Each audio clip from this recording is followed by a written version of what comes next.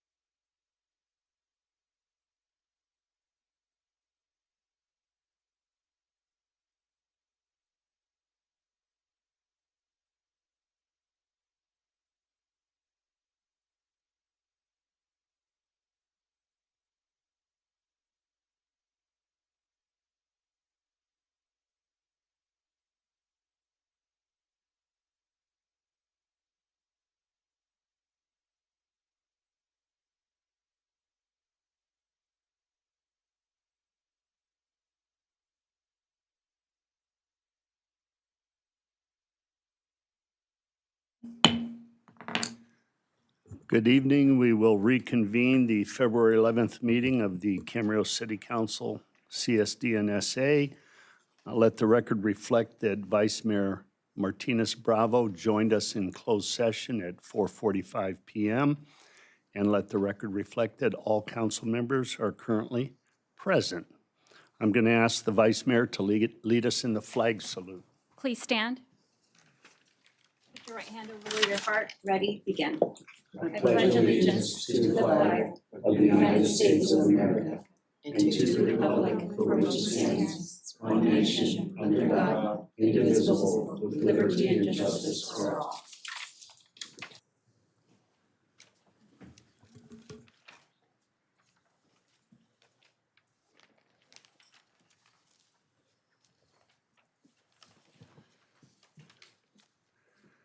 Thank you, Vice Mayor.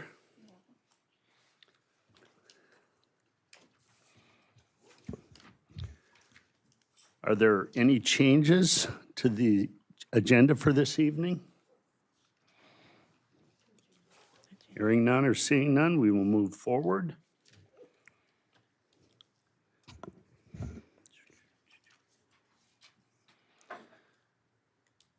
Madam Clerk, do we have any public speakers for items not on the agenda? Yes, Mayor. I received 4 requests to speak tonight. If you'd like to speak but haven't submitted your name, please see staff in the foyer. Per City Council Policy 1.05, each speaker is limited to 3 minutes. The City Council will receive general public comment for a maximum of 20 minutes, which typically allows for up to 7 speakers. Speakers who sign up during the 20-minute public comment period but are not heard within that time will be given an opportunity to speak following the completion of action on all other agenda items. The City Council may not take action on matters raised during general public comment, but may briefly respond, seek clarification, or refer matters to staff as permitted by Government Code Section 54954.3. Your time will be displayed with the video on the displays. When your time is up, the microphone will be muted and we will move on to the next speaker. When I call your name, please come up to the podium, state your name, and speak directly into the microphone. The first speaker is Siddharth Medrotra. After him is Joseph Dubinsky.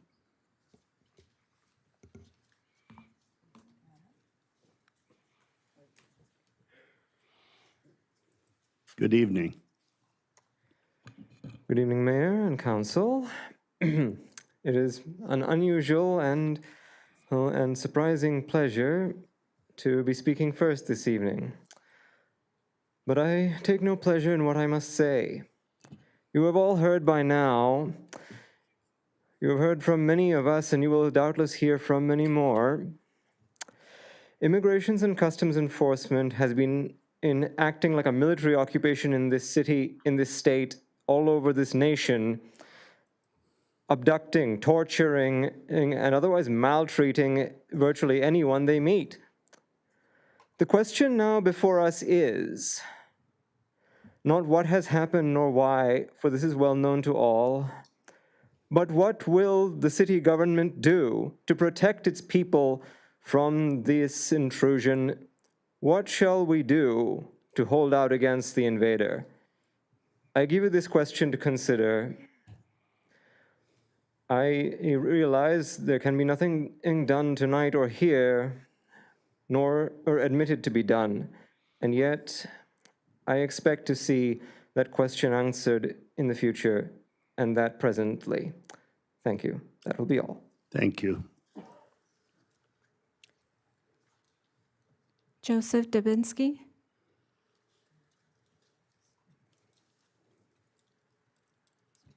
Dobzinski.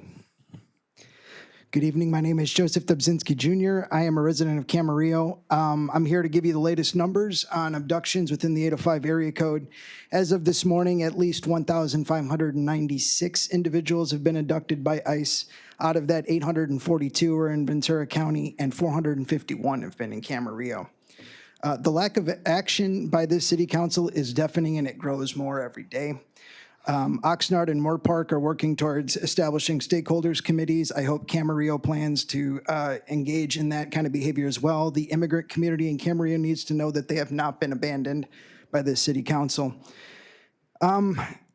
Just this morning, emergency services arrived again at Cortez Circle, taking yet another person to the hospital after maltreating the person after they picked them up this morning, we believe, in Goleta. That brings it up to at least 2 this year where emergency services has been needed, but apparently, according to Julia Brownlee, the chief there said that it's perfectly normal to have 23 emergency visits in a year at an ICE facility. Fryhoff has lately been saying that we're a nation of laws, but I'm starting to question that. Camarillo Police Department and Ventura County Sheriff's Office came out to harass protesters outside of 321 Cortez Circle. On the third time they came out, they towed one of the person's cars, searched it, and then escalated the situation by just generally pissing that guy off. For crimes that I've actually reported to the sheriff's office and still haven't heard back on yet. I don't know why I bother reporting anything to the police if I never get a call back. But maybe we're not a nation of laws, maybe we're a nation of rights. And I'm starting to question that too.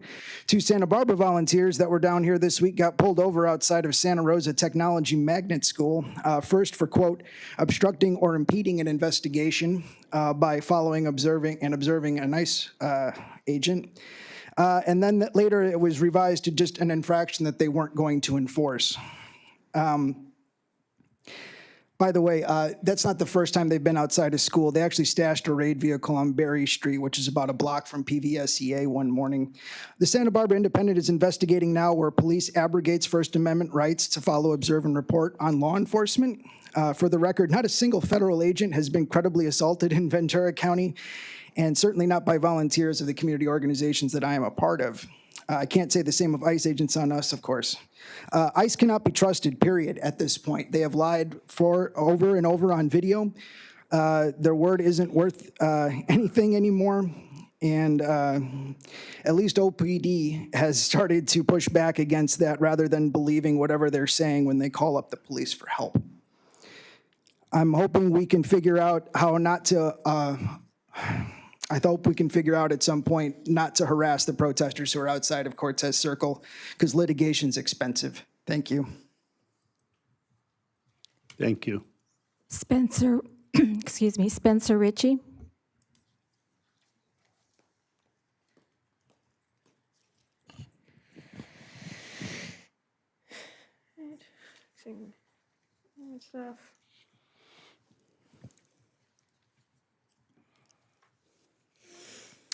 Good evening. Good evening, Mayor, Council. Once again, I'm Spencer Ritchie, and this evening I have a few different concerns. One, how long has it been city practice that people who make public comments at the meetings can only do a general comment or comment on any of the agenda items, not both, apparently? I was only told that when I tried to sign up for my public comment stuff outside. And is there any particular reason why that rule is in place? And then the second concern I have is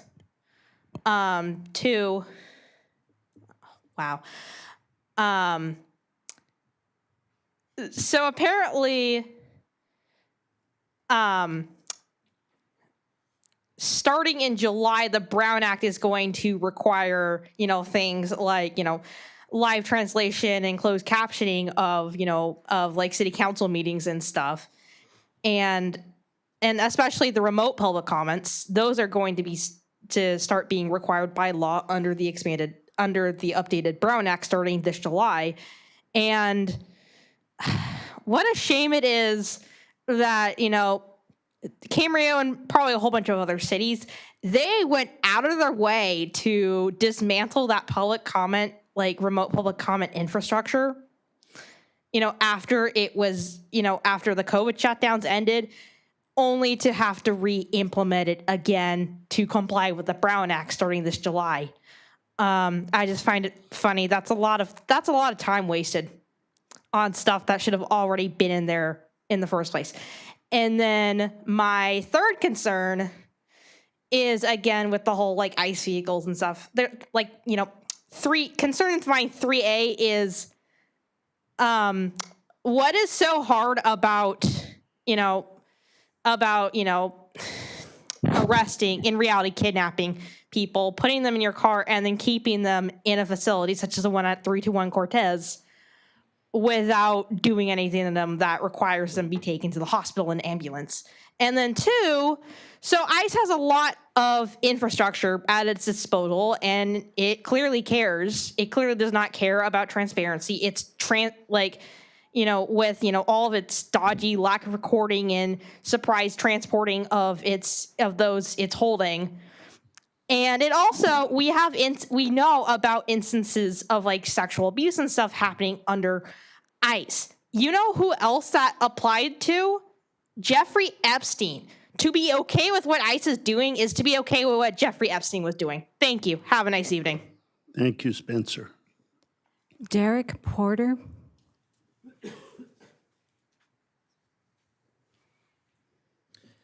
Honorable members of the City Council, thank you for the opportunity to speak today.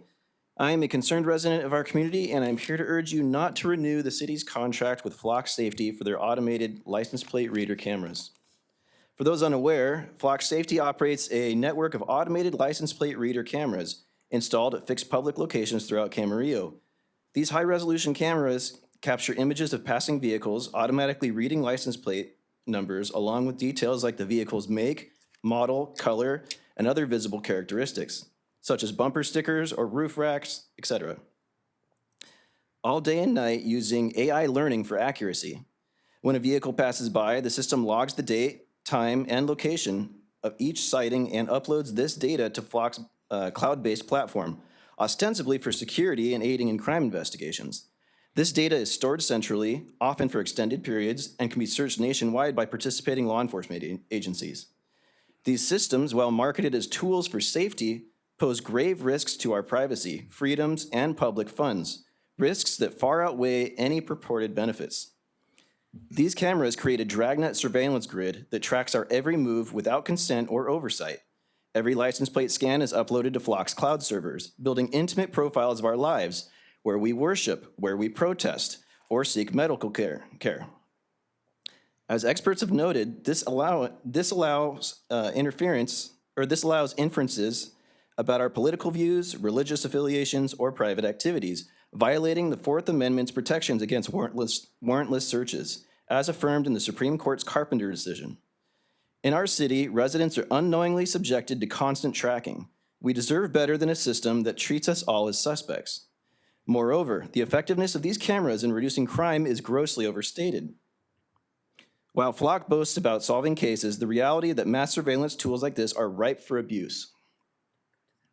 Used to stalk individuals, intimidate political opponents, or target vulnerable communities. Police have exploited them to monitor gun shows, political rallies, or even personal vendettas, as seen in cases where officers access the hundreds of times for non-official reasons. And for what? No clear reasons have been given have been shown to reduce crime. Instead, it fosters perverse incentives that erode public trust. Let's not forget the costs. Renewing this contract means pouring taxpayer dollars into expensive subscriptions and data extensions, up to $3,300 per camera for longer storage, while Flock profits as a data broker. Bridging for time here, cities across the country are not renewing their contracts. And just for the record, this camera is not on. It's just a prop. If anybody feels uncomfortable with it, that's exactly the point. So I'll just end there. Thank you very much. Thank you. Any more, Madam Clerk? One more speaker, Blanca O.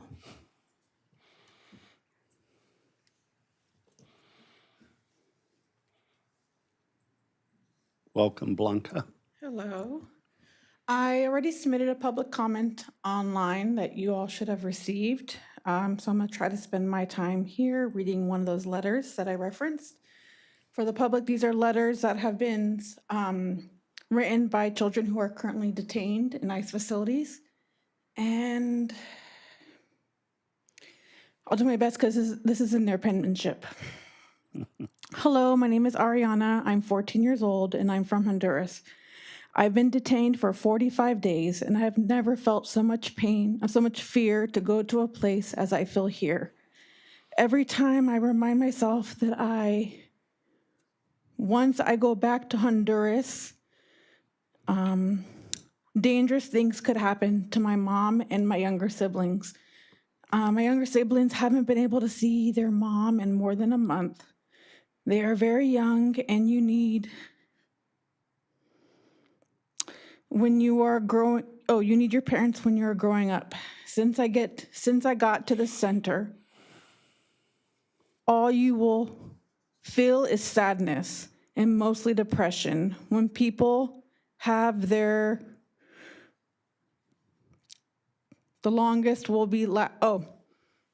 courts, the longest that they will last is 15 minutes, and our rights are not being provided. Arrests are happening when people don't even have any. Other arrests are happening illegally.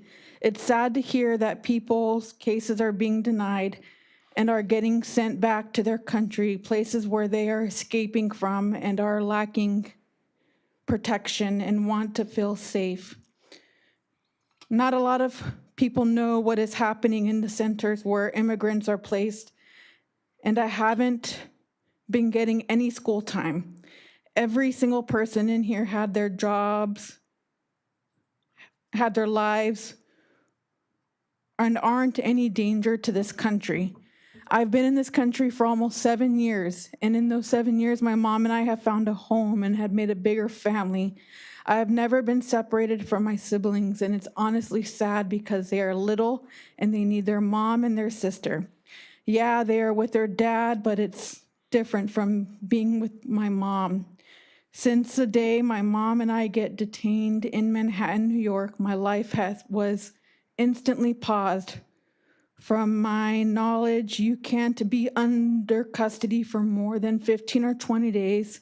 Well, here in Delhi Immigration Center, people have been in this place for 7 months, 5 months, 4 to 2 months. It's not fair that ICE officers are not following the laws. All kids. Thank you, Blanca. Madam Clerk, There are no more speakers. thank you very much. We will move on to council staff and intergovernmental reports, and at this time, I'd like to recognize President of Moore Park College, Dr. Julius Sukinu. And if I misspoke your last name, please correct me, Doctor. Thank you so much, Mayor Tennyson, City Council members, staff. I appreciate the opportunity to speak to you this evening about Moore Park College, your local community college, and what we're doing to not only grow the economy of our county, but to support civic engagement. I'm going to run through some slides for you just to sort of tell our story and tell how that story is adding value to the lives of your constituents. So the first data point you see here is who we serve. And what you see is that all are welcome at Moore Park College. What you will also see with this is that the average age of our students is not 17 or 18 years old. It's about 24 years old, but that has been increasing over the years, and that many of our students are actually adults who are returning to the workplace, or in some cases, they're incumbent workers. This is Camarillo-specific data. The one data point that is not on there is that 17% of our students from Camarillo are actually first-generation college students. So what you will see here is that 8.5% of students at Moore Park College come from Camarillo. Camarillo has the benefit of actually all 3 colleges in that district serve the city and its surroundings. So you get all of the VCCD. What you will also see there is the breakdown of the students and the ethnicity, where they come from, and also what programs they're part of at our college. So 181 dual enrollment students, 50 students who are in our access program. Those are students with disabilities. And then we have students who are veterans. 25 of our students from Camarillo are veterans. So this is Camarillo-specific data. I will skip that one. That just tells you the cities we serve. You'll notice that you're number 4 on that list of cities that we serve. And I'm very proud to tell you that we're growing by 4%. So from spring to spring, we increased our enrollment by 4%. The year before that, we increased our enrollment by 9%. So we are doing well. One of the reasons why we're doing well is really about the transfer and the incredible transfer opportunities the students get by coming to Moorpark College. So what you see here is an illustration of that. 89% of our students are accepted into the CSUs at first try. You look at our UC data, 659 students applied, 529 were accepted. And in terms of that rate, that's 80% acceptance rate. What is equally as important is that as an Aspen Prize finalist, we are in an extremely exclusive group. 1,200 community colleges in the United States. They identify the top 200 community colleges, and then they invite those colleges to apply for $1 million prize. We have been in the top 10 of that prize selection twice now. And if you look at our data, you will see that in terms of transfer to four-year institutions, Moorpark College, in comparison to the finalists, so those are the top 10 community colleges in the nation, we outbid them if you look at the data point. Also, we look at our students after they leave us, and they compare our students to students from other top 10 institutions. And again, you see our completion rates at universities and at professional schools, and again, we outbeat them. That is your local community college at play. Our transfer review, you can see where our students transfer to, and you can see what degrees we have available and certifications we have available. I should add to that we have 2 bachelor's degrees, one in biomanufacturing, and the other, which I'll tell you a little bit later, in cybersecurity and network defense operations. So, why do they transfer? And how come they're so successful in transfer? We have an honors program that has a 71% success rate of students getting to UCLA. So 3 out of 5 students who apply to UCLA from Moorpark College who are in an honors program getting at first try. You see that we are members of the Aspen Transfers Network. That transfer network is designed to enable students to go to the most prestigious and exclusive institutions in the country. We mentor those students in partnership with those institutions, and we get them to go there. Then we get on-site admissions. So those universities that you see there accept students on our campus. Students come in, they meet with them, and they accept them right on the spot. That is an incredible opportunity for our community and for our students. And then also we have a very vibrant transfer center at Moorpark College. It is important to realize that we're partners in the economic development and economic growth of our service area. So what you see here are businesses, they are employers who hire our students. The employers at which we place our students in internship opportunities. The employers who work with our faculty and our staff to build curriculum that is responsive to industry needs. There are organizations that our students volunteer at. There are places where our students transfer to. And so when we talk about collaborations and partnership, this is what we mean. One of the important pieces of my presentation today is to see how we are contributing to the workforce success of our students and the communities that we do serve. So you will see there, I identified that a good chunk of our students get full-time employment, some of them before they complete at the institution, and others after they do so. Those programs that you list there have direct pathways from the institution to work, direct pathways. What you will also see there is that we have really invested in making sure that as many students as possible and those who want to can get paid internships. So we've applied for grants that support our students so that we can pay the employer to take our students. As you know, many students cannot afford to intern for free. And so giving them that opportunity is another way to create equity and access to work through the internship opportunities. Here's some feedback what we got from students who participate in our internships at the college. And again, what you will notice there is that it gives them opportunity to practice their skills before they start full-time work. When we talk about workforce success, we should also know that many of our students either own their own businesses or they start their own businesses.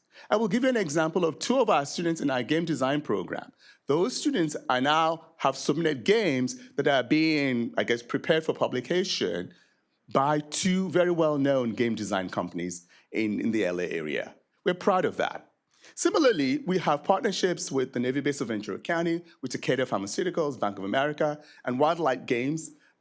Not just in terms of hiring our students, but they come and they work with our students, look at their portfolios, do interviews with them, so that when they go for that job, so that when they apply for that job, they're ready.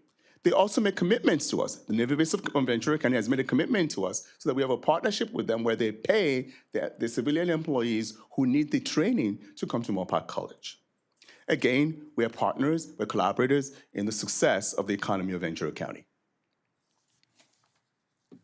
So, 88% of our former students are former career education students. You may know them as folk tech students. They're employed full-time. 83% of those students are working a job closely related to their field of study.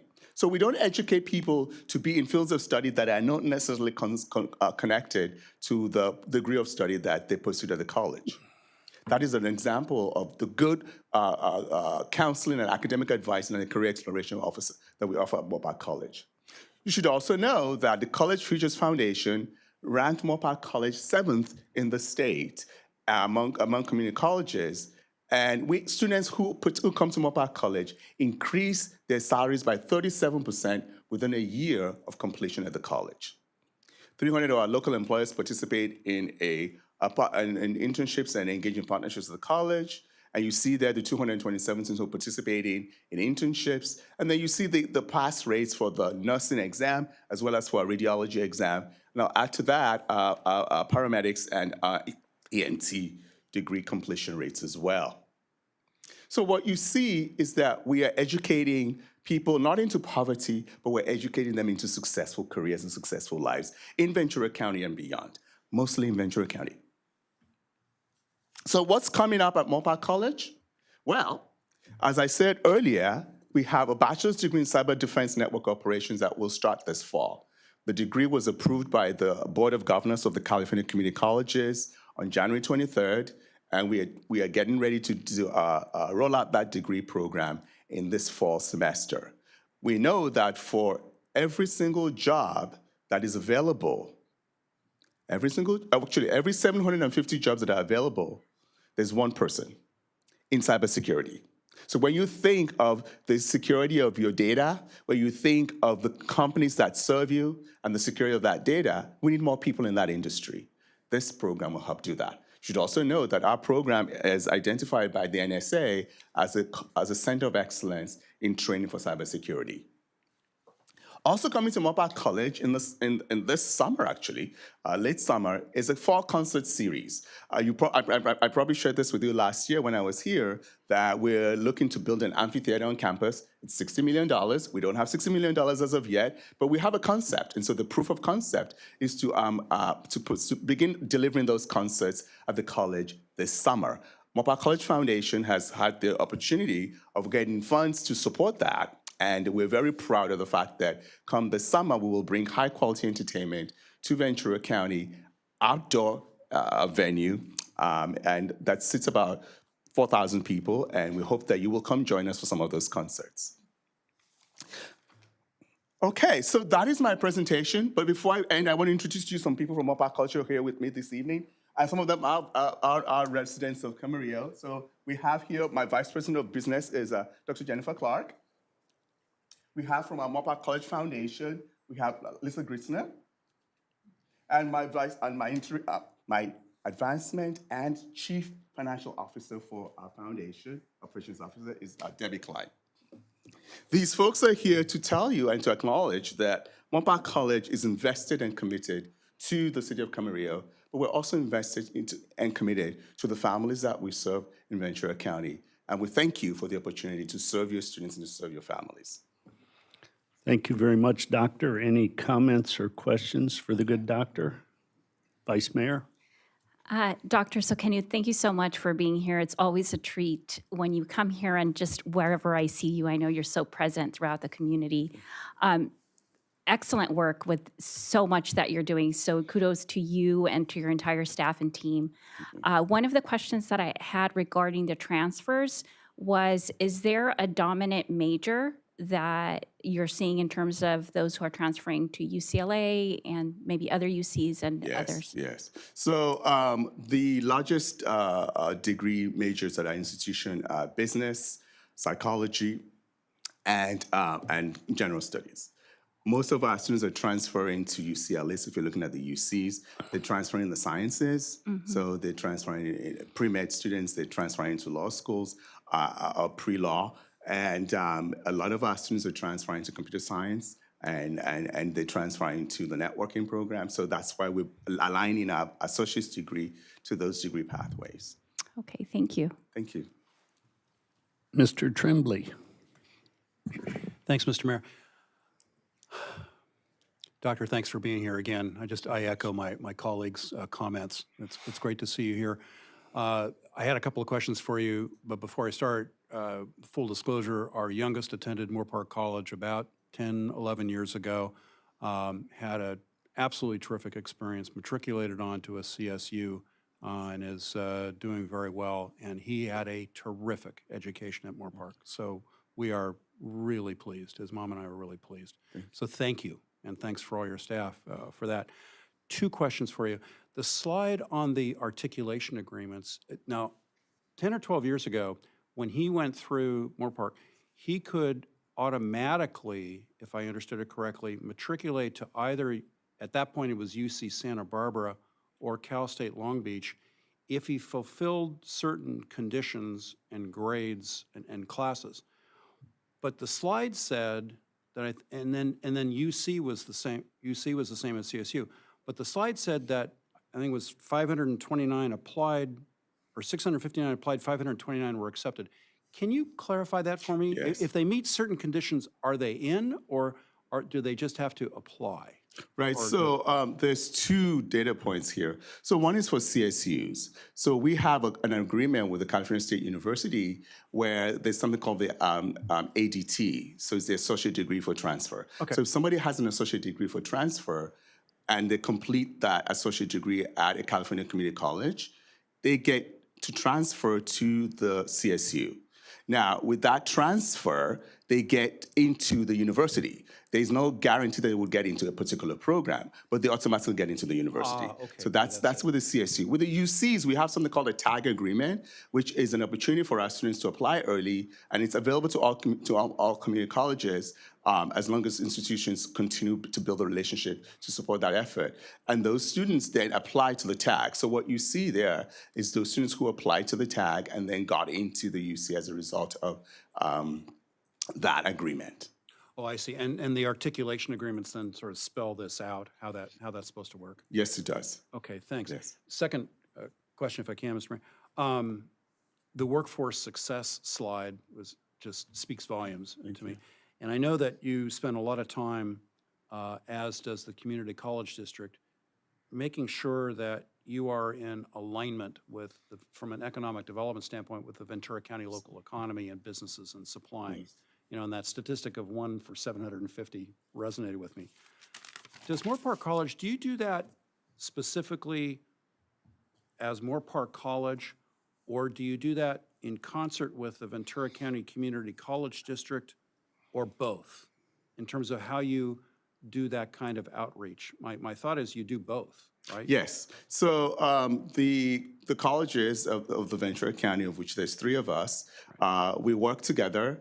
And in working together, we build partnerships with the organizations, with the businesses, with the industries that are in our service area. So we have within our district office a particular division that works on economic and workforce development. And so there's that very robust sort of umbrella. And then each of the campuses has career programs that work directly and sometimes in tandem with the district office to make sure that we meet the needs of those industry partners. So there is a unified approach to it, so that if a student goes to Moore Park College and they're interested in working in dentistry, we don't have a dental program, but Oxnard College does. So there's that partnership. And for students who are interested in the animal care program, who go to another institution, they come to us and we're able to support that work. So we see ourselves as one unit. And we're part of that really vibrant unit that's supporting the economy of Ventura County. That's great. Thank you. Thanks for all the good work. Mr. Kildee. Yeah, thanks for being here, Dr. Julius. I think I had mentioned I'm a graduate of Moore Park Yes, College sir. back in the day.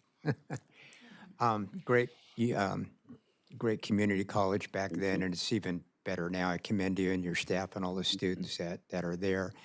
I do have a couple questions. I'm pleased to see that transfers into CSUCI as well, and I know you're working very closely with them to improve that and expand that. But another question I have is, I believe I read that the average age, I believe, is 24 years old. Was that correct? It's a little different back when I was there. Can you expand a little bit about, is there some trends that's happening to that, or has that been a trend that's been going on for several years? Yeah, very good question. Thank you so much, Councilmember Kildee. Moore Park College has been traditionally a transfer institution. So a lot of students come in right out of high school. They take the 2 years, sometimes a little bit more than that, and then they go to university. Or they get the certificate and go to work. And what we've been working on is to expand the student population that we have at the college, right? Because we know that we have adults who have some college but no degree. We have adults who have no college experience but are yearning to do so. We have employers who want to see their employees with credentials. And so we've worked really hard at beginning to build our outreach to adult learners. So we're working with the adult schools. We've worked really hard to build our outreach to businesses and industry so they see us as a training site. So there's that piece. And then the largest growth that is actually happening at the college is teenagers, 15 to 18-year-olds, because they are at the high schools, and we are doing a lot more work with dual enrollment. So because we're doing a lot more with dual enrollment, the last year's growth has been really in adult teenagers, high school kids, in some cases, some instances, middle schoolers who are taking classes at the college. So that has, when I first started at Moore Park in 2007, the average age was like 21. It was 21. And now it's 24. I think I can bet you that when we run the data for this academic year, when it's over, it'll be close to 27. And we're really opening our doors. We also know that this is a county that, it's flat growth. So part of it is to look at who our next group of students will be. And they're adults who want to continue their education. And then your amphitheater, what was the cost that you're projecting of that again? This is a cost from about 2 years ago. It's $60 million. And so we're raising funds to do that. But in the time being, we will start this summer series, and we hope that it will not only be proof of concept, but that folks will see and they'll come to it, and they'll get used to it, and they'll support us, and they'll invest in us, and that it will become part of the reasons why people come to Ventura County, and part of the reason why the college is a destination. Well, again, I look forward to every year that you're here. Thank you very much. Thank you, sir. Ms. Santangelo. Thank you, Mr. Mayor. I don't have any questions for you. I just want to thank you.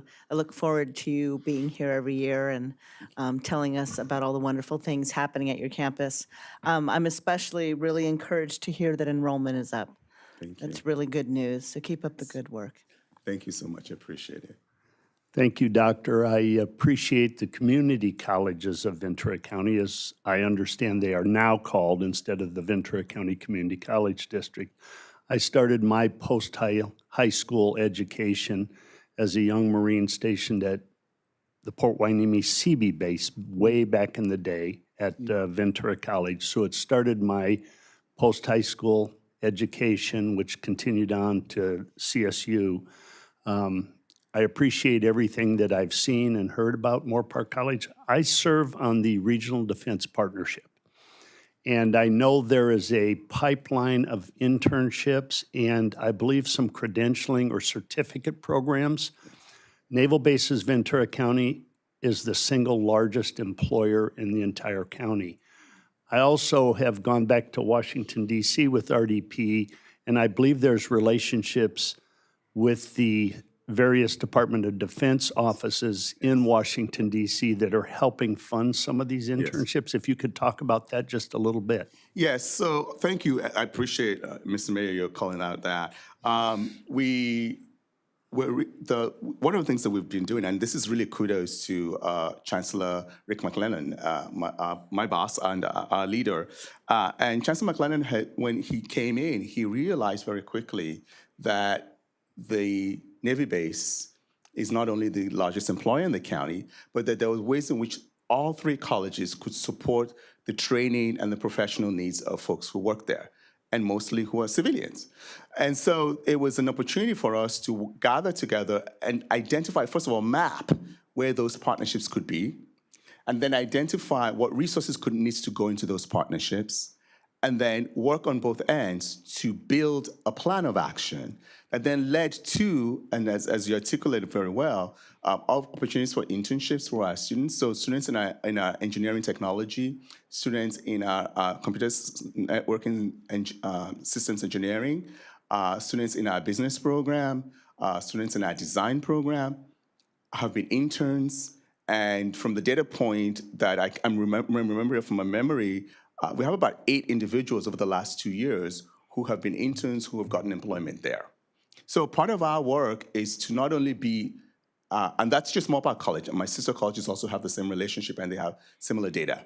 Our responsibility is to not only be available to the Navy base, but to be available to the families of the folks who are the Navy base.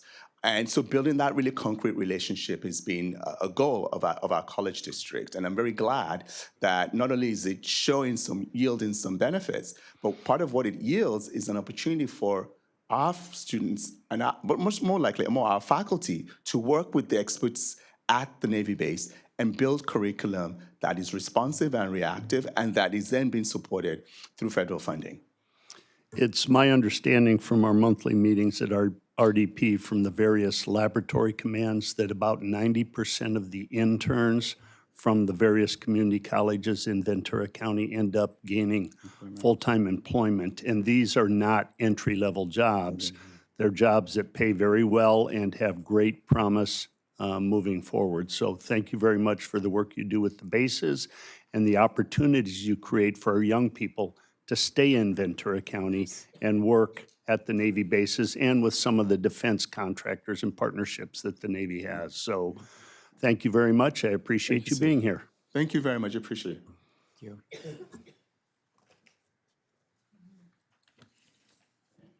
you. Time for council comments. I believe I'm going to start with the vice mayor this evening. Oh, thank you, Mayor. Let's see here. So just for the community's awareness, I was a few minutes late to our closed session because I was providing a presentation at the Ventura County Community Foundation regarding the Neighbors Support Fund, which the city of Camarillo endorsed. January 29th, moving on to our meetings, I attended the mobile home land rent ad hoc, and this was with the landowners. And that meeting was with, of course, staff and council member Santangelo. February 3rd, I attended the mobile home land rent ad hoc as well, but this was with the homeowners, and this was with council member Santangelo as well for that ad hoc committee. February 4th, I attended a CSUCI Site Authority introductory meeting with their new general manager, Mr. Troy Brown.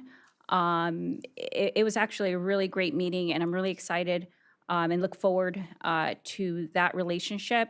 He has a very strong background in municipal governance and city partnerships, and so I think he's really well positioned to contribute meaningful value to the CSUCI Site Authority. So I'm very excited about that. February 4th, I met with 3 Camarillo constituents representing Undocufund, 805 Undocufund, and that included 1 staff member and 2 volunteers. Thank you so much for your thoughts. February 6th, I attended a tour of Nurifo, that's Nurifo. It is actually a medically supportive foods local provider, and they also support our local economy because they are located in the city of Oxnard. They employ over 250 locally hired people in their hospitality team. And 105 of those actually work on the site at their Oxnard facility. they service the residents of Camarillo. And so for more information, you can go to nurifo.com. It was a great tour, and they invited anybody else who wanted to go visit, just take a warm jacket because you go into the freezers and you'll freeze. February 10th, I attended which was yesterday actually, I attended the Camarillo Library's jazz concert put on by the, excuse me, put on by the Camarillo High School Band. I am very biased because my son plays for the band, but they really do such a wonderful job, and they sounded great. They also included like an Afro-Cuban music, and so the teacher noted that this was a similar genre that we heard at the Super Bowl. So we didn't have Bad Bunny, but it was still fun. And that's all that I have. Thank you. Mr. Kildee. All right. So February 5th, I attended a VRSD board meeting. Also, I had the pleasure of being introduced to a gentleman that opened up a new business in Camarillo. It's the Tiki Restaurant on the Boulevard. And always want to give a shout out to a new business in Camarillo. I've not had the opportunity to go visit that restaurant. If you do, I hear it's beautiful, state of the art. Inside, there may be some individuals here tonight that have been there or not, but wish them nothing but success. And if you have an opportunity to frequent his restaurant, I'm sure he'd really be appreciative of it. There's nothing like it that I'm aware of in our city, and perhaps not even quite in the county. But always like to see somebody open up a new business. So that's all I have tonight. Thank you. Mr. Tremblay. Thanks, Mr. Mayor. For meetings attended on February 3, the Utilities Committee with the mayor. On also the same day, February 3, with Councilmember Santangelo, a Healthy Camarillo with Susan. And I had a third meeting that day, the Metrolink Board of Directors, the Ad Hoc Fuel Hedging Committee. I know that sounds like a mouthful, but it's a very important function for the Metrolink Board of Directors that I'm on. On February 4, together again with Susan, we had a policy committee with Councilmember Santangelo. On February 6th, the Ventura County Transportation Commission. And then two openings. One was for the Camarillo Boys and Girls Club, the STEM Center upgrade, and what you can do now with 3D printers and their technology is absolutely amazing. And my hat's off to it's the Laura McAvoy and Saul Children's Center, but also I think how they put it is powered by the NUCO Foundation, Dave and Don Gross, and they have been wonderful philanthropists for our community. So the kids at the Boys and Girls Club are doing great things. And the second is to Mr. Kildee. I was one of the individuals who has now visited the Tiki Room, the House of Bamboo on Ventura Boulevard. They had a soft opening on Friday the 6th as well. And if you have a chance to go there, go. It's really something. One of the things I found out about is apparently a Tiki Room is something that, and I didn't know this, people come from all over the country to go to Tiki Rooms. Apparently there's an entire cultural aspect of it, which is really, really neat. And I know that owner has been building for that property and improving that property for at least over 2 years. Is it 3 years, Dave? 3 years. So we certainly thanked him for his investment in our community. And then on February 9th, a call with Metrolink's internal auditor, and February 11, a call for Metrolink as well, a peer review auditor. And that's it. Thank you. Ms. Santangelo. If I can get my mic on. There we go. Thank you, Mr. Mayor. Okay, on January 29th, I also attended the Mobile Home Rent Stabilization Ad Hoc Committee with Dr. Martinez Bravo, and that again was with the owners. On February 3rd, my first meeting was with the Healthy Camarillo Ad Hoc Committee with Mr. Tremblay. And after that, also on the 3rd, was the Mobile Home Rent Stabilization Ad Hoc Committee, this time with the residents. On February 4th, the Policy Committee with Mr. Tremblay. And on February 5th, I attended the CPA board meeting. And then later that night, I attended the Miracle League of the 805 fundraiser. Mr. Kildee was there as well. Was, yeah. That. Really great. I think I've made every fundraiser. Yeah. So it's been really cool to see this organization start from nothing to have this just fantastic ball field so that everybody can play ball. And so it's just been really great to see their success and celebrate it with them. And that's all I have. Thank you. I just want to ask a quick question. Who was the main tribute to that evening at the fundraiser for Miracle League? Maybe you can share that. I can. It was to Randy Churchill. Randy Churchill, we lost him about a year ago now. And he was one of the people that really worked with Rick Pena to help make the Miracle League come to be a real reality in our community. So it was really nice to see that tribute to him as well. Thank you.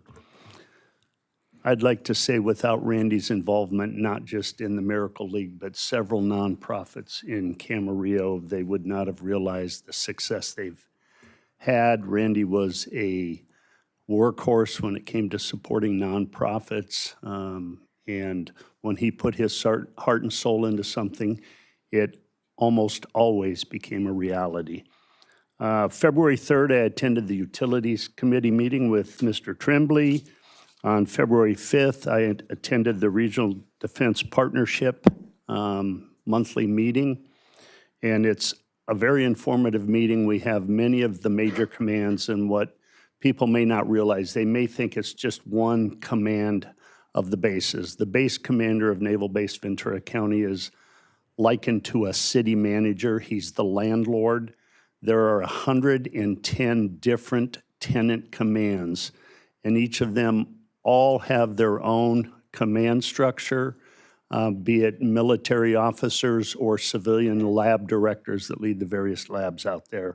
And I can tell you that Cal State Channel Islands and the community colleges of Ventura County are integral to those monthly meetings and attend every one of them, and the partnership between the bases and our education systems, not just the junior colleges and the four-year college in Ventura County and the private college CLU, but they're integrated into some of the middle schools and grade schools in Ventura County, again, to create a pipeline for future employees and to lead them down the right path for the education they need. On February 6th, along with Mr. Tremblay and Mr. Kildee, I was proud to attend and present a certificate to the Boys and Girls Club of Camarillo for the grand opening of their new Learning Center STEM Lab. And as I shared with the group that night, my first foray into engineering was something that no parent would ever buy their child nowadays. It was called an erector set, and it was all metal, and you couldn't put something together with an erector set without slicing your fingers open. And there were a few people old enough to remember the erector sets. The tools and the technology that these young kids have is absolutely amazing. The local Rancho Campana has students that teach the young kids at the Boys and Girls Club the STEM activities, science, technology, engineering, and I have to say arts and math. And the things that they can build with these 3D printers is just, it scares me, to be honest with you. But it's pretty impressive.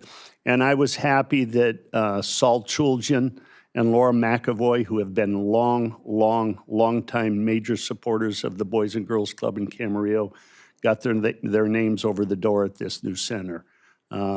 They deserve the recognition for all their hard work.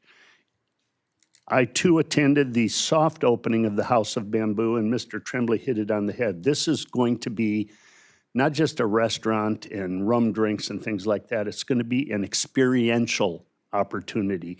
You go in there, and it's almost like going to Disneyland with the crickets chirping and the lights flashing. And the owner said that you sit down at a table, but he doesn't anticipate you're going to sit there the entire time you're there, because the different light shows and things they have, he thinks you're going to get up from your table and go to a booth with 6 people at it and say, "Excuse me, do you mind if I sit here for a moment and look at this?" I believe the occupancy is 107 people. Their intent is to have seated areas inside. He doesn't want to have a lot of standing room so people can stand and block everything. They're going to have outdoor seating at some point too. But I'm going to wait for a month after their grand opening before I try and make a reservation to go and eat there. I'm not suggesting you do that. Please make reservations early and often. The owner has put a lot of time, effort, and capital into this, and it is worth a visit there. So I'm happy that they're open finally after 3 years. I will say he had no complaints with city staff during the planning and development process. The delay in opening was more on the design and architect and lighting and plumbing side of things for the builder and designer. But please take the time to go out there. I don't remember when the grand opening was, Mr. Tremblay, do you? But they have a website placeholder now. I think it's today. Is it today? Yeah, so please look on the website, House of Bamboo Camarillo, and spend your money locally. Thank you. And with that, we will go to consent. Any of my colleagues have anything they wanted to pull or comment on consent? Excuse me, Mayor. Oh, We do have one speaker, okay. Let's have our public speaker first. Doug Blois.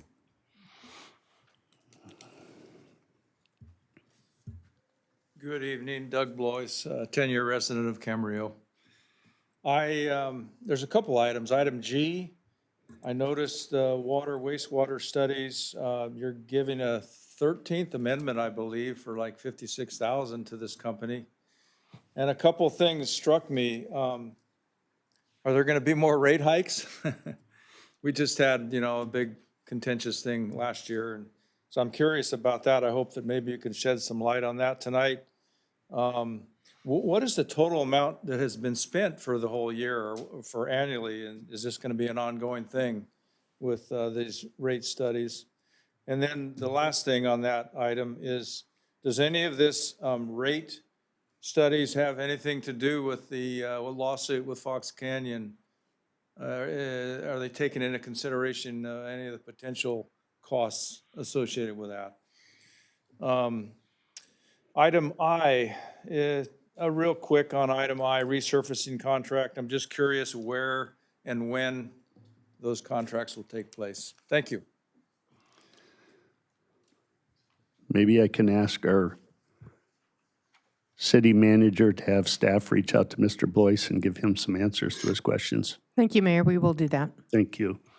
Now, any of my fellow council members, anything you want to? Yes, ma'am. I actually have a comment, not to pull, but I wanted to comment on item E.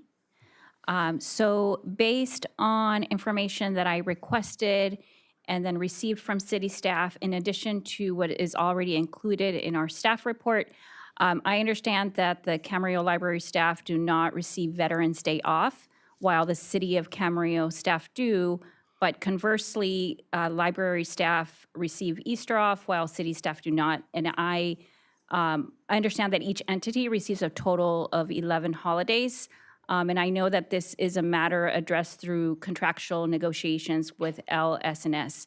And so as a separate item related to this, I wanted to request just staff to return, or not even return to council as an item, but just provide this information in terms of doing a comparative analysis of Camarillo Library staff holidays in comparison to other days off relative to other libraries in our region. Simultaneously, I wanted to see a comparison of City of Camarillo holidays and summer policies in comparison to other municipalities in our region as well. And that's the only comment that I have. Thank you. Anyone else? I will entertain a motion. I'm happy to move consent. We have a motion and a second. Madam Clerk, please prepare us for the vote.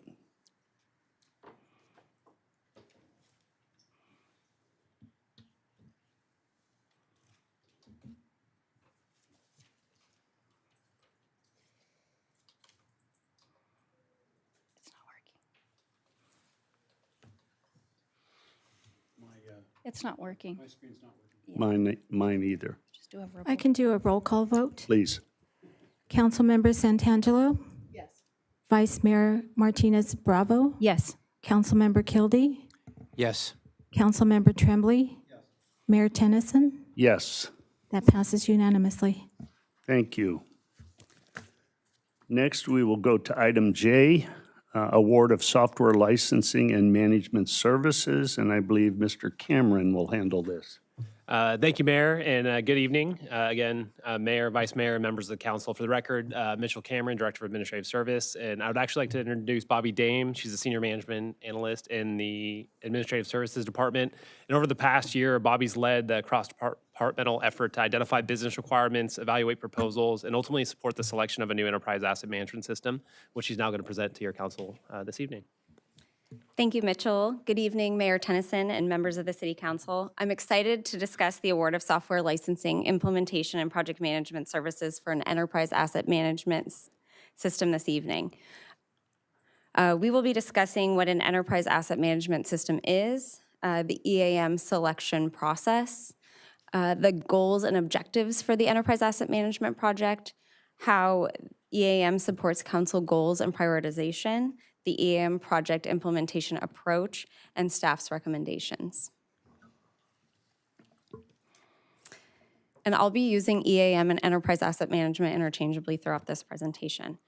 An EAM system is focused on optimizing the performance of overall assets. It addresses total asset lifecycle management, including capital planning, whether an asset should be repaired, refurbished, or replaced, asset procurement, work and service orders, preventative maintenance, production load management, compliance management, and asset risk management and asset disposal. The EAM system will be used by staff in finance, fleet, facilities, water, wastewater, streets, lighting and landscaping, and traffic. The system will allow staff to track the entire life cycle of the city's physical assets and infrastructure. EAM will increase asset performance and uptime, assist the management of operational and capital costs, and improve long-range financial planning. For the first time, staff will have the ability to access informational and technical data for each asset in real time in the office and in the field. Over the last 16 months, the city has partnered with Barry, Dunn, McNeil, and Parker to complete a structured citywide procurement for an enterprise asset management system. The work followed 5 phases. The initiation and management phase established roles in project governance, and the city's project team held bi-weekly status meetings throughout the project. During discovery, Barry Dunn held on-site interviews to document current work order and asset processes, many of which are manual. Phase 2 encompassed RFP development, where targeted department work sessions reviewed over 800 requirements and ranked their criticality, and Barry Dunn then assisted staff in drafting the RFP. The RFP closed in May of 2025, and the city received 12 proposals. Round 1 scoring in June of 2025 shortlisted 4 vendors. On-site vendor demonstrations were held the week of July 21st, and final scoring selected NextGen Asset Management as the top-ranked vendor. Barry Dunn supported contract review to confirm scope, schedule, deliverables, costs, acceptance criteria, and key terms in alignments with the city's requirements. The purchase of an EAM system represents a significant enterprise-wide investment and a true modernization of city operations. It is one of the most consequential information system projects the city has undertaken, and it positions us for long-term operational efficiency and improved service delivery. Many cities regionally are currently replacing outdated legacy EAM systems, and Camarillo has the advantage of starting fresh, leveraging industry best practices, and lessons learned from other agencies to avoid common implementation challenges. The system will connect to 16 existing city systems, creating a fully integrated operational environment and eliminating data silos across departments. In the field, outdated manual logbooks and paper tracking will be replaced with mobile tools and iPads, allowing real-time updates, improved accuracy, and stronger accountability. Enhanced reporting and analytics will provide leadership and council with clear visibility into asset performance, maintenance trends, and resource allocation. Built-in lifecycle management tools will support objective prioritization and directly inform capital improvement program planning. The system will also integrate community service requests and complaints into staff workflows, improving responsiveness, transparency, and customer service. This slide illustrates how the Enterprise Asset Management System turns day-to-day operational activity into informed strategic decision-making. At the foundation are work orders, including service requests, preventative maintenance activities, and corrective repairs. These work orders capture consistent, real-time data about what assets we have, how they are being used, and what issues are occurring in the field.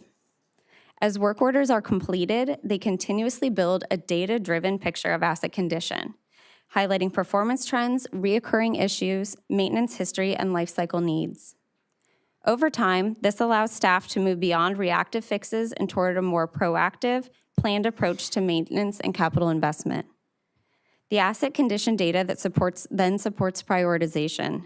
Staff can objectively evaluate needs based on risk, condition, service impact, and cost, rather than anecdotal information or one-off requests. This creates a transparent and defensible framework for deciding what work happens first and why. Finally, the prioritization directly informs council goals and objectives. The system helps ensure that limited resources are aligned with the city's strategic priorities, while also providing measurable data to support budget decisions, capital planning, and long-term policy direction. Importantly, this is a continuous feedback loop. As council priorities evolve, they guide how assets are managed and maintained, and the data coming back through the system allows staff to report progress, outcomes, and future needs in a transparent and consistent manner. Additionally, I'd like to mention here that this project was vetted and approved through the city's major prioritization process last year, ensuring alignment with council goals and strategic planning. Staff also presented on this project to the Information Technology and Facilities Committee in July of 2025. The Enterprise Asset Management Implementation Plan, included in the Next Gen and Barry Dunn scope of work, follows a phased, structured approach designed to reduce risk, maintain operational continuity, and support long-term adoption. Central to this approach is a strong project governance anchored by a dedicated professional project manager who functions as an extension of city staff. This role provides day-to-day coordination, schedule and risk management, and disciplined oversight while ensuring alignment with city priorities, internal capacity, and operational realities. City staff will lead the definition of clear, standardized business processes, identifying opportunities to improve efficiency, consistency, and service delivery, while ensuring the system is configured to support the city's operational needs. These validated processes will then drive system configuration, data migration, and integrations with key city systems such as GIS, ERP, and CRM. Prior to go live, the system will undergo structured testing and user validation to confirm accuracy, usability, and readiness. Targeted training will be provided for field staff, supervisors, and system administrators to support confidence and consistency across roles. This project concludes with a dedicated go-live and post-deployment support, ensuring a smooth transition into daily operations and positioning the city for ongoing optimization, continuous improvement, and long-term value from the system. Next steps include council's review and approval of the recommendations from staff. Staff would then get into pre-kickoff activities with the city's project team and project manager. In March, we have a proposed kickoff with our selected vendor, Next Gen Asset Management, and this project system implementation activities is projected to take approximately 12 to 13 months with a projected go-live date of late March 2027. At this point, I'd like to pause to take questions before we review the staff recommendations. I see Mr. Tremblay writing strenuously over there, so I'll start. If you have questions for Ms. Dame? No questions right now. I'm going to have a comment. Okay. Mr. Kildee? Yes, this is a large contract, and we've been working on it for a very long time. Maybe you could, if you wouldn't mind taking a few moments to explain the guardrails on this and then the updates too throughout the years that the software is going to have to be continuously upgraded on that and updated with new technologies and whatnot that may or may not come to fruition. Can you kind of talk a little bit about that, kind of what you did a great job explaining what we get with this contract, but what is actually the benefit here? So I think there's quite a few benefits to this. I guess to speak to your first question about the guardrails and how we plan to make sure that this system has longevity is we have a really robust user requirement and business process evaluation built into the statement of work, both with the software vendor and with our project management team, where we're really going to work to identify the processes that staff is going through now, how we would like those to be reflected in a new system, how we'd like those to be improved. We don't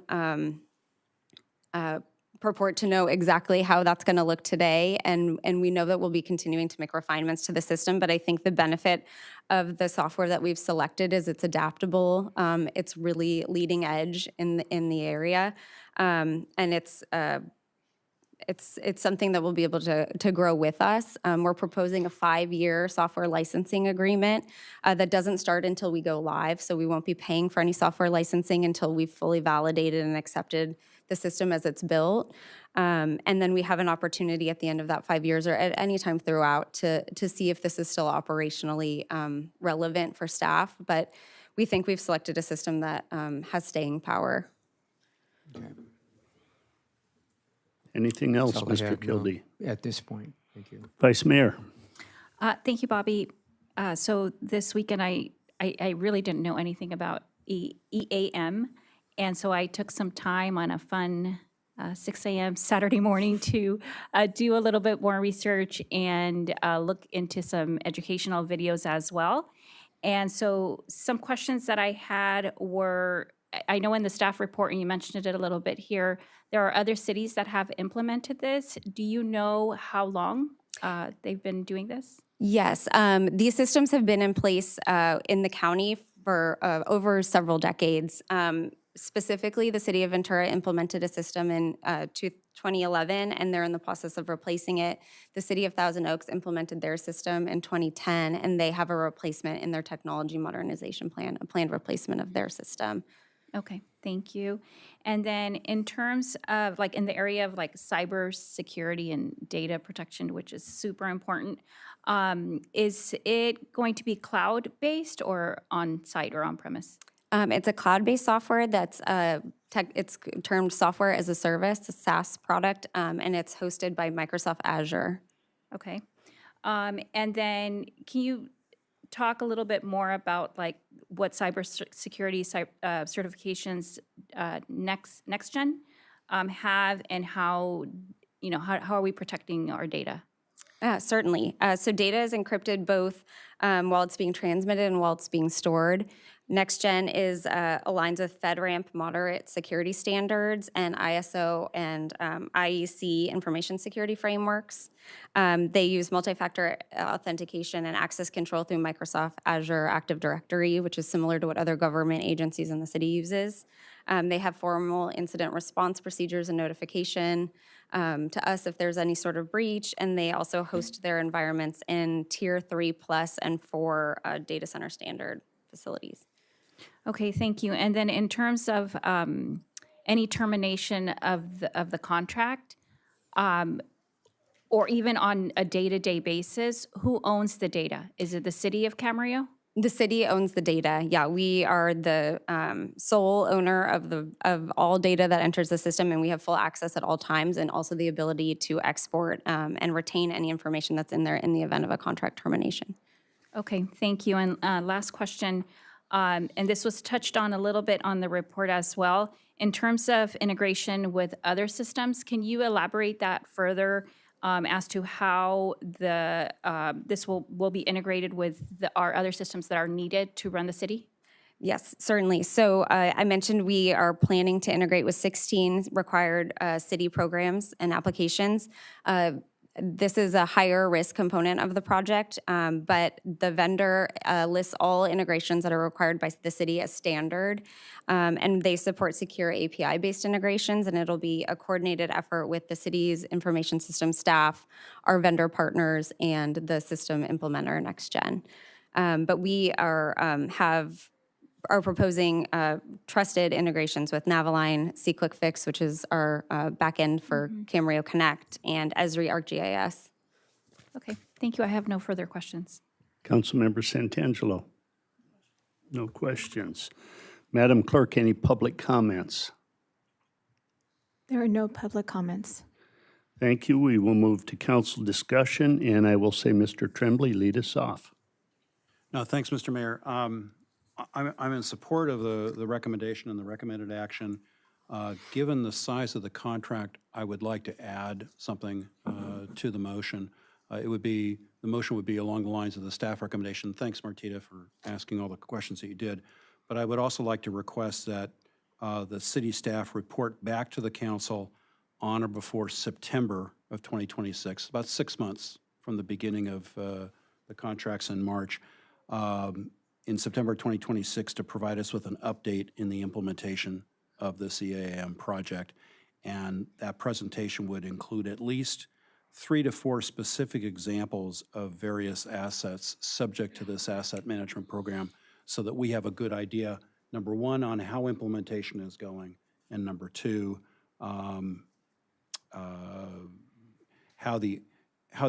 not only how the overall program is going, but its importance for our systems. So that would be, I'm happy to make a motion and include that additional verbiage, if that's acceptable to council. I If will can get a call second. on you when it's time to make the motion, Mr. Tremblay. Thank you. Mr. Kildee, any comments?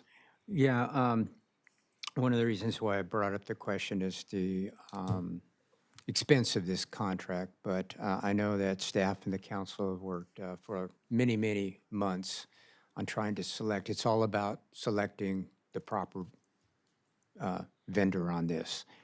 We've all had a lot of experience here, and some very positive, some not as positive as they could be. So I think it's important that you follow up and ask that question about the guardrails here. I think that's very proper. I'll support the motion. I do support Mr. Tremblay periodic updates to the city council on how they're working, and not the least of September of 26 here. I think this is going to be a great improvement to our operation here, and I think it's going to be more user-friendly for the residents, and it's something that needs to be done. It's very technical. There may be a couple of bumps along the way here, but I'm fully committed that I think the staff and the vendor will make this work. So I'll support it. Vice Mayor. Yeah, I support it as well, and I feel very comfortable with the information that was brought forth. And honestly, really thank you for all the tremendous amount of work that you did in getting to where we are now. I think that this is definitely going to add to our efficiency in terms of how we deal with all of those elements. And I think it's in line with us just being a forward-thinking and forward-moving city. So I do support it. And in addition, I support the Councilmember Tremblay's proposal as well to add that to the motion. Councilmember Santangelo. Thank you. I support this contract, and I thank you for your presentation. I think that this is going to be a welcome addition to our infrastructure, so to speak. And I almost want to say congratulations, because I think this is going to be a really welcome addition and going to, as has been said, increase efficiencies and really increase those workflow efficiencies that we've been talking about. So, and I also support Councilmember Tremblay's addition to come back to us. I think that would be really interesting to have you come back and tell us, first of all, how implementation is going, but to actually see some examples of how it's being used will be really interesting. Thank you. Thank you, Bobby. Excellent presentation. Nobody could stump you with questions. So now at this time, Mr. Tremblay, You're we'll gonna ask me to entertain a repeat motion. that? Yes, I am. Oh, thanks, Mr. Mayor. Okay. Yes. You can do Motion would be to approve the 6 recommendations of staff relative to an award of contract, and in addition, request that city staff report back to council on or before September 2026 to provide us with an update in the implementation of the EAM, with the presentation to include at least 3 to 4 specific examples of various assets and asset management subject to the program. I'll second the motion. We have a first and a second. Please prepare us for the vote, and I think this will be a roll call. Yes, sir. Councilmember Santangelo? Yes. Vice Mayor Martinez Bravo? Yes. Councilmember Kilby? Yes. Councilmember Tremblay? Yes. Mayor Tennyson? Yes. That passes unanimously. Thank you. Next up, we have item K, the mid-year budget report and commitment of general fund surplus and a request for funding. And I see we have a lot of really youthful people in the audience that really care about our mid-year budget. So, Mr. Uribe. Thank you, Mr. Mayor. I'll make a few brief introductory comments as we pull up the presentation. Just to set the stage for members of the public, this City Council Budget and Fiscal Policy 3.01 states that the City Council will formally review the city's financial condition no later than March of each year and amend the budget as necessary. The city's budget is a planning document. It's adopted in June of each year for the upcoming fiscal year, which begins on July 1. And it's comprised of revenue projections and expenditure estimates that are aligned closely with the City Council's goals and objectives. The budget is a plan based on the best information available at the time of budget development, which is typically in March and April. And conditions and/or priorities can change since that time. And departments monitor their budgets throughout the year, and as new information becomes available, budget estimates may be recommended to better reflect changes in those estimates. This mid-year review is the formal report on how the city's actual revenues and expenditures are trending compared to the budget plan, and it provides an opportunity to adjust those budget estimates based on any new information. So with that background, I will turn it over to Raina Robertson, our Budget and Purchasing Manager, to give a brief presentation on the mid-year overview. Thank you, Mark. Good evening, Mayor Tennyson and council members. Tonight, I will present the fiscal year 25-26 mid-year budget review and adjustments.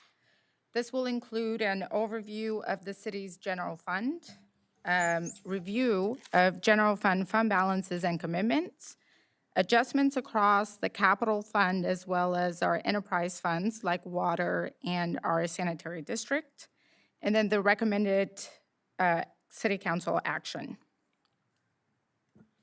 Our budget development for the upcoming annual budget starts with the approval of the mid-year budget that sets the foundation and the basis for developing the upcoming budget. We will come back to City Council on June 10th for our budget workshop and on June 24th for our budget adoption. We will review the city's general fund.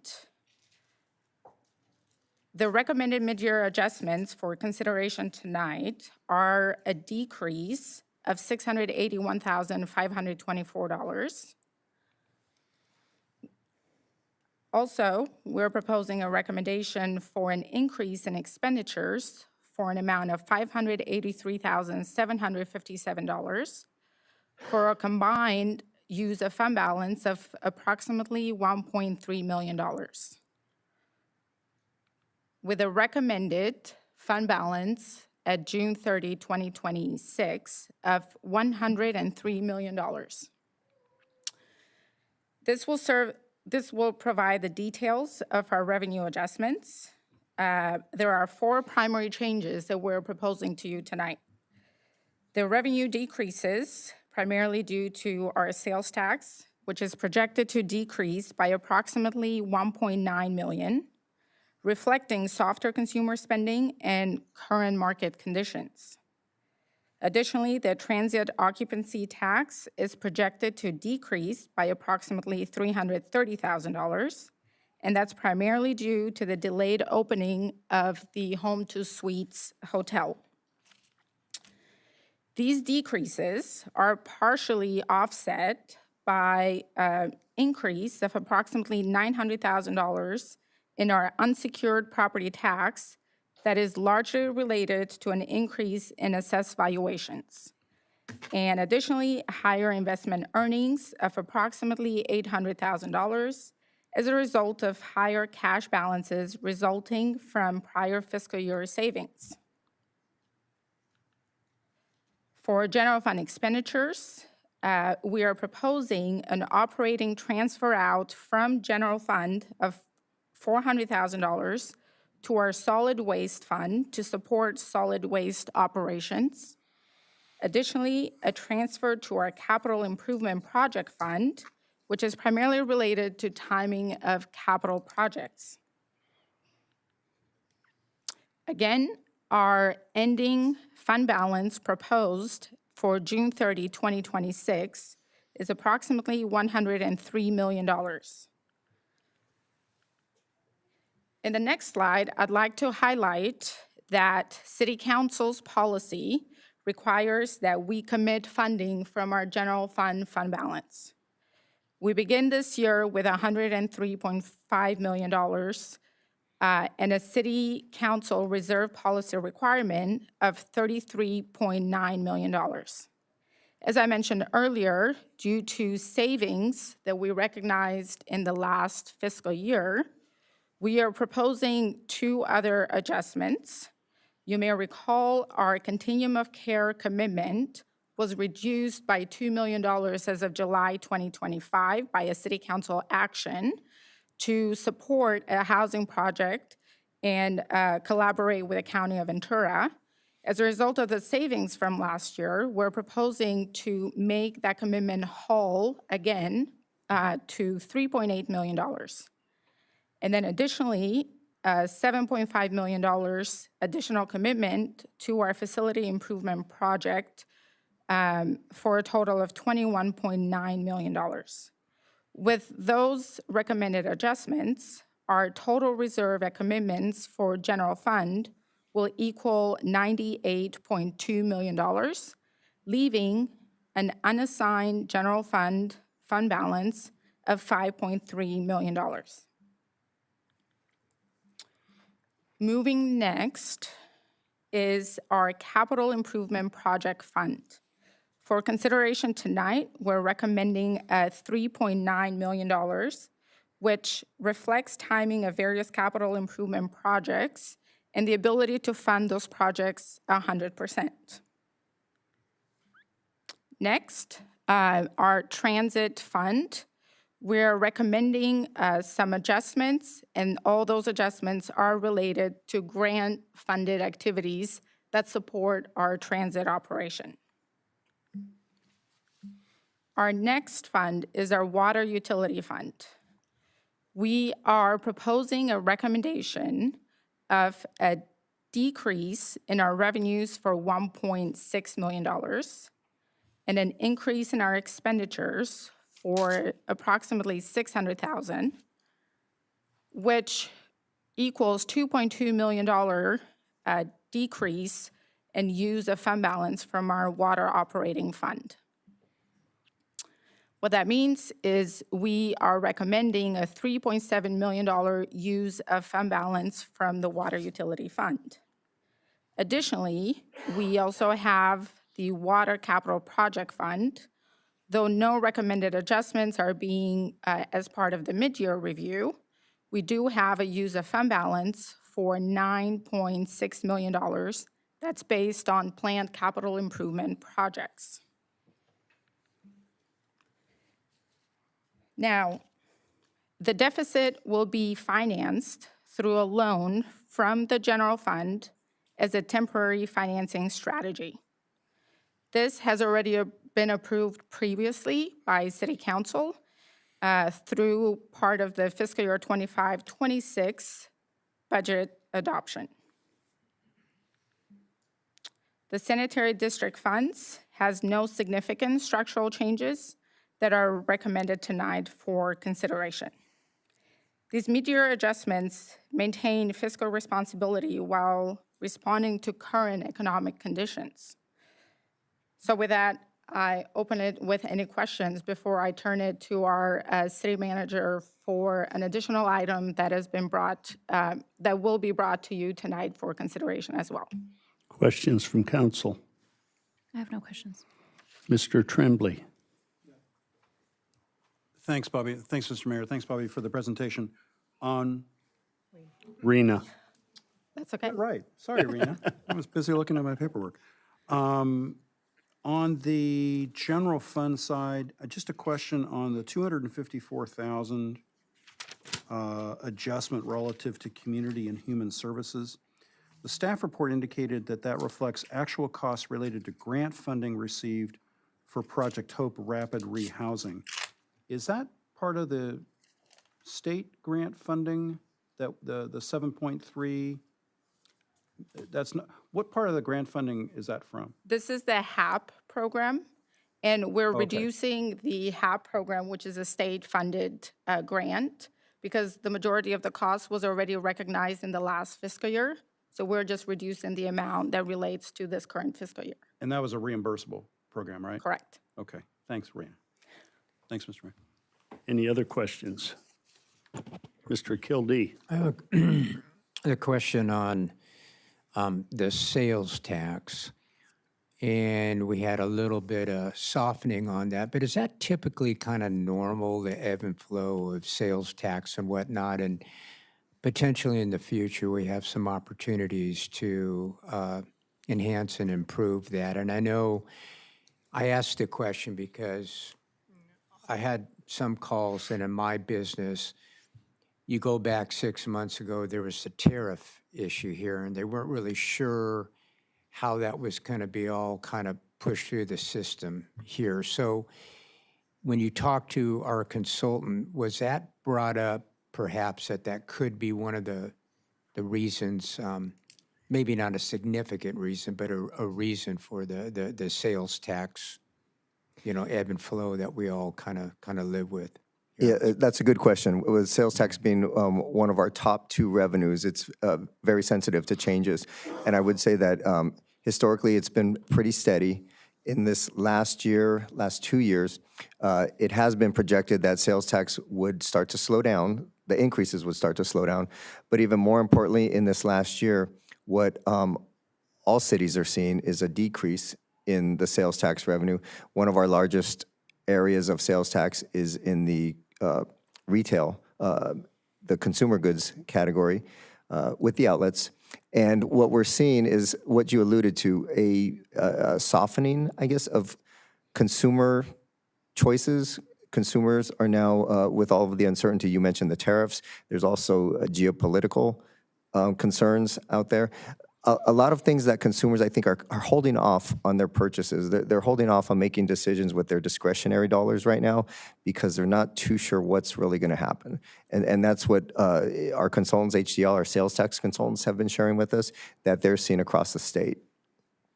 But there is opportunities in the future for that to be somewhat mitigated and or enhanced. You never quite know about that, but we do have some pretty good stuff that perhaps may happen in the future. Is that fair?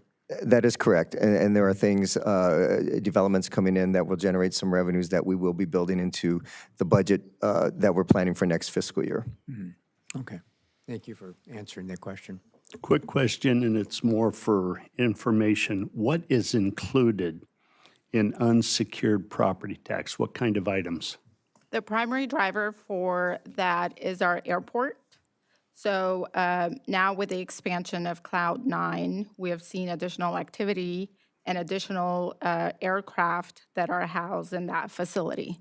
Hence, we anticipate that this will be an ongoing revenue increase for the following years.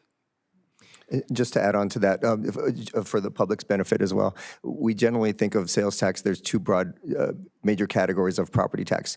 You mentioned the unsecured, and I'll contrast that to the secured side. Secured being the larger portion is secured property taxes are those that are attached to your house versus the unsecured, which are things that are not attached to the ground, such as the aircraft that Ms. Robertson mentioned. So that's the general clarification between the two categories. And one quick question on the water utility fund, the revenue decrease, what would you attribute that to? That's primarily related to our wetter months that we have seen this season. Additionally, we believe that with the rate increases, perhaps residents are utilizing less demand in water.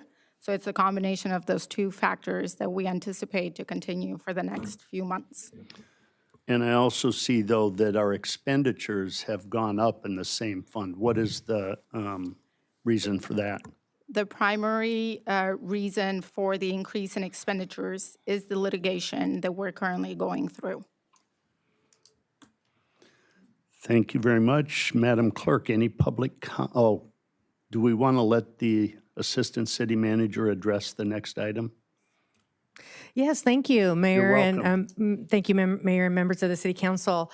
On October 28th, City Manager Ramirez received a request from Kidstream Children's Museum for funding in the amount of $150,000 for furniture, fixtures, and equipment, which we often label as FF&E. You've heard these requests in the past.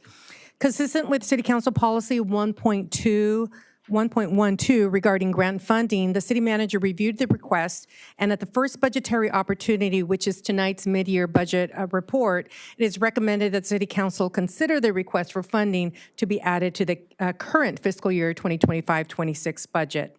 The detailed request letter is included as an attachment to the agenda report, and Mr. Michael Shanklin, Executive Director, is available for questions. And I also see some Board of Director members in the audience, and family and friends, and some very patient young members of our community are also in the audience. Thank you, Mayor. Aside from this, Madam Clerk, do we have any public comments on Yes, we have 3 speakers. The first speaker will be Brian Yee, followed by Spencer Ritchie. Mr. Yee?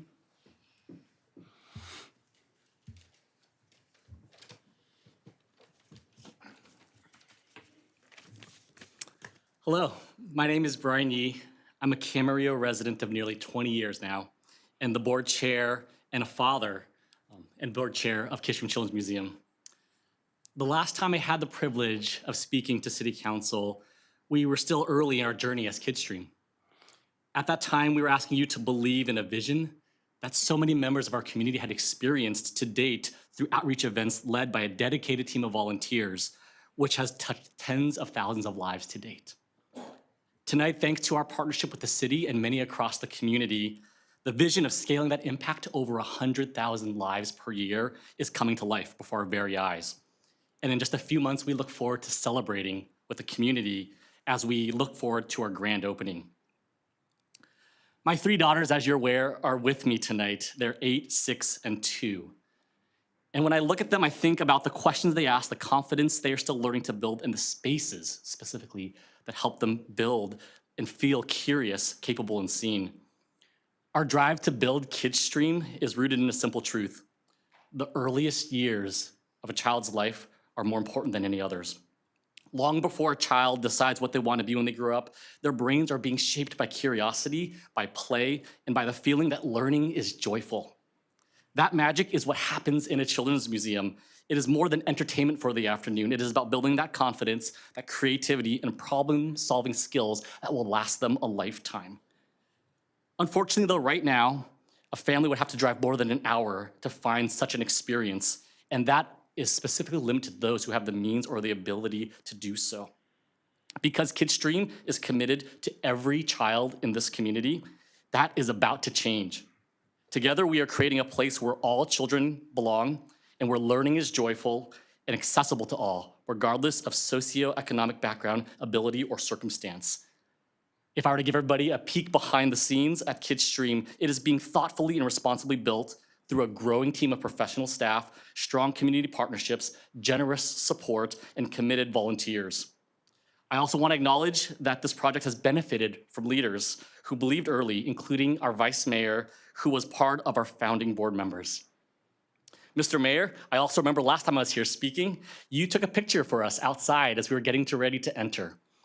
And that is an example of how people come together to support one another and celebrate things as they're coming to fruition.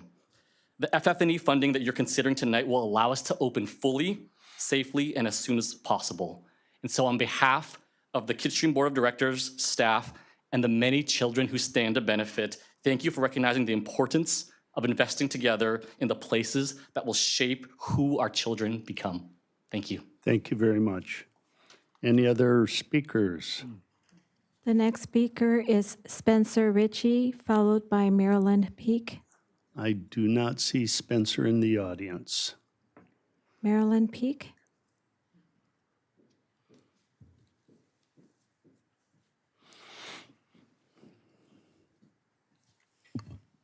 Good evening, Mayor and council members, and thank you for the opportunity to speak. My name is Marilyn Peak, and I serve on the board of directors of Kidstream Children's Museum. I am also the mother of a wonderful 5-year-old girl that inspires everything that I do. I grew up in Ventura County in a first-generation household. I worked towards earning my master's degree, and I'm now proud to represent the Ventura County agricultural sector. Through that journey, I've seen firsthand how exposure and meaningful experiences can change a life. And that's why I'm here tonight. Kidstream is more than a museum. It represents an opportunity. Ventura County is known for its rich agricultural heritage and its rapidly growing biotech corridor.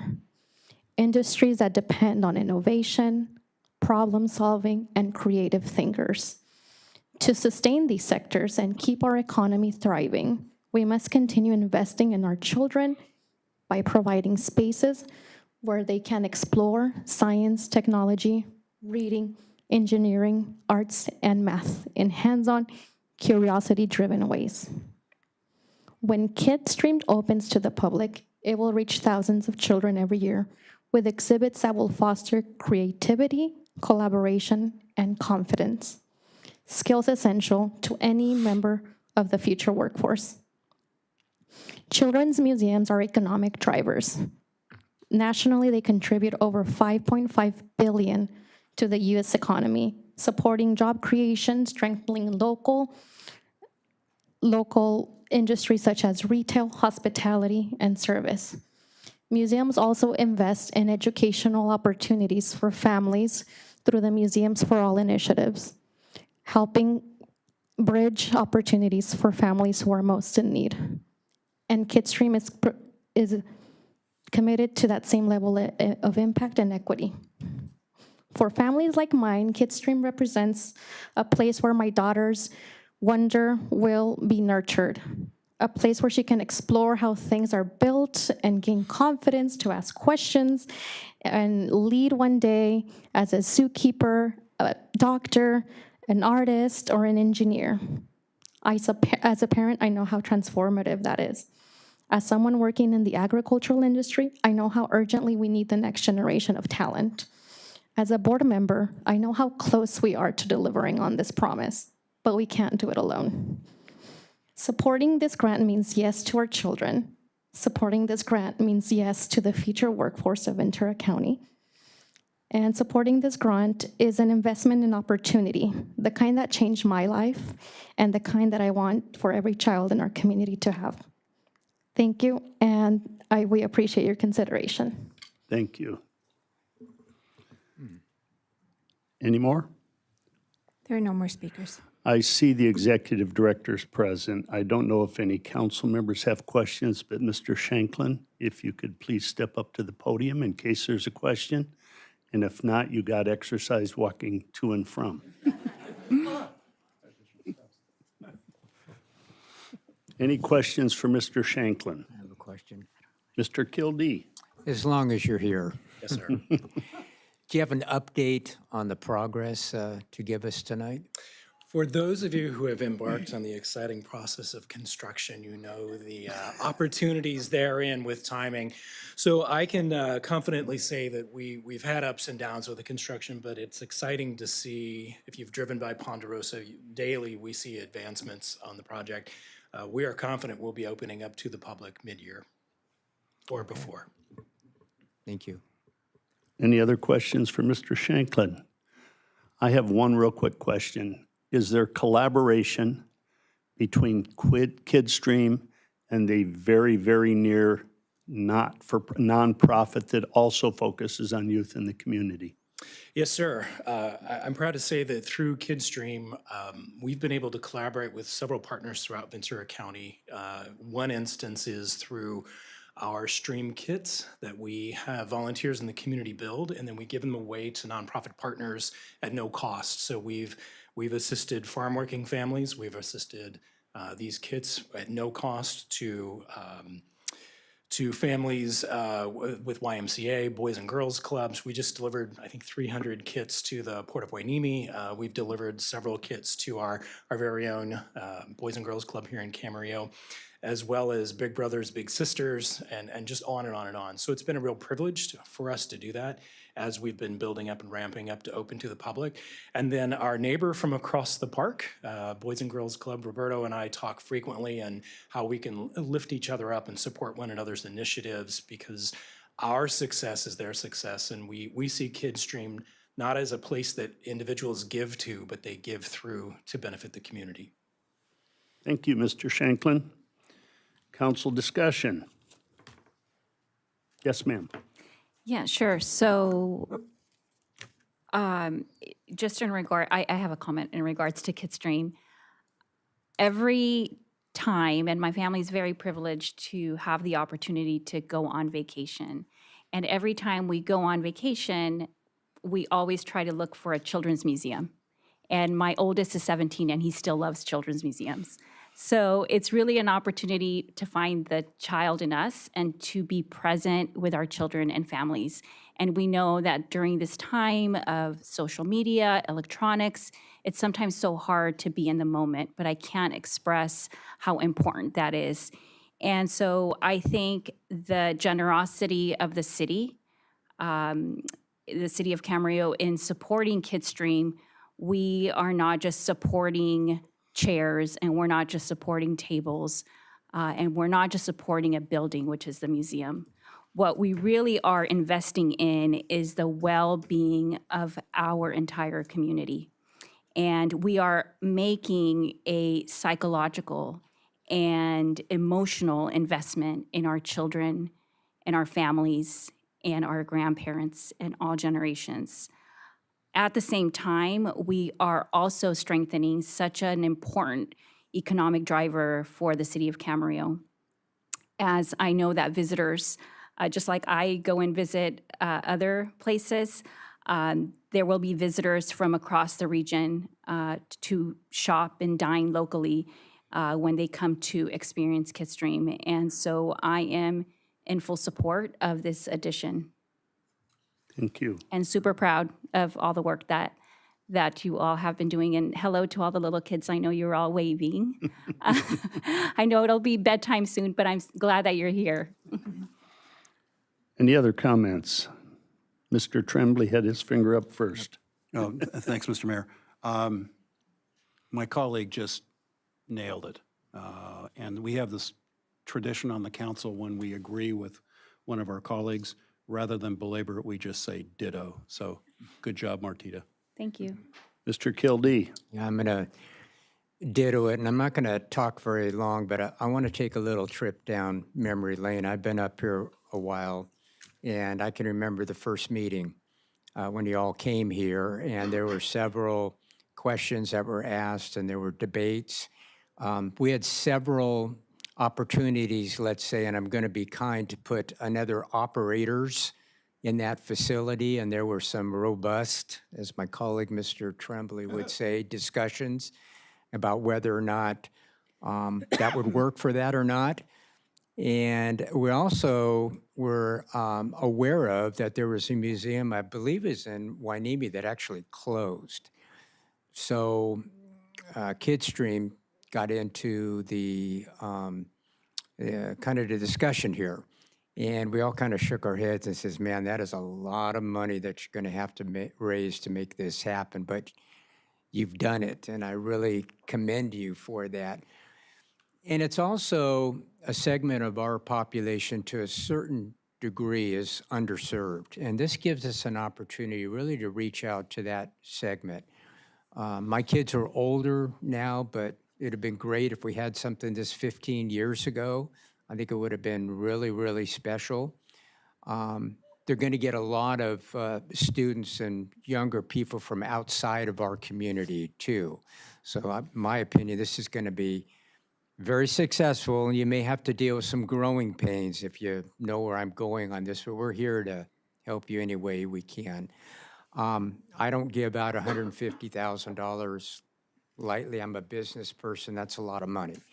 But I think it's worth it. And I look at it as an investment in our community. And I agree with Councilmember Tremblay and Vice Mayor Martinez Bravo here and what they both have said. And they've been here through this journey, and we'll continue to journey on this. But I'm really excited, not only for Kidstream, but our community in general and the area as well that it's going to serve. So I'll support this tonight. Councilmember Santangelo. Thank you, Mr. Mayor. You know, we had a similar request from the Boys and Girls Club, and I look at it in the same way. I think this is a really good use of our money. It's investing in the children of our community and the families of our community. It's enriching what our community can provide to the public. And as always, it's an economic driver for the city. So it's a win-win for all of us. So congratulations on how far you've come, and I look forward to opening day. I just want to comment, your oldest is 17 and still enjoys kid museums. My only is 44 and she still enjoys kid museums. Maybe because she has 3 young children, but she's traveled to Santa Barbara and Pasadena, I believe, with the kids. I'm looking forward to it opening. I have one request. I would like to see Mr. Mark Rober as a guest speaker at Kidstream. And most people, I was amazed. My grandson introduced me to Mark Rober, and Mr. Tremblay and I were at a conference dealing with sanitation and how to use reclaimed water from a sanitation plant. And they kept talking about Mark Rober and his YouTube channel. So I went back to my room that night after the conference and pulled up Mr. Mark Rober. And I guess young people love Mr. Mark Rober. And my grandson used to talk about him and say, I want to be an engineer. I watch all of his stuff. So I doubt if you'll get him, but that's my request. So now it's time to entertain a motion. I'm happy to move staff's recommendations 1, 2, and 3. That includes number 3, which is to authorize an appropriation of $150,000 to Kidstream. I'll second. We have a motion and a second. Is this going to be a roll call? I think it's going to be a roll call. Nothing. Okay, I'll do a roll call. Councilmember Santangelo? Yes. Vice Mayor Martinez Bravo? Yes. Councilmember Kilby? Yes. Councilmember Tremblay? Yes. Mayor Tennyson? Yes. That passes unanimously. Thank you very much. And I believe that's the end of our business agenda. Will the city attorney provide a closed session report? Yes, Mayor and Council, we did conduct closed session, but there was no reportable action taken. Thank you very much. This meeting is adjourned.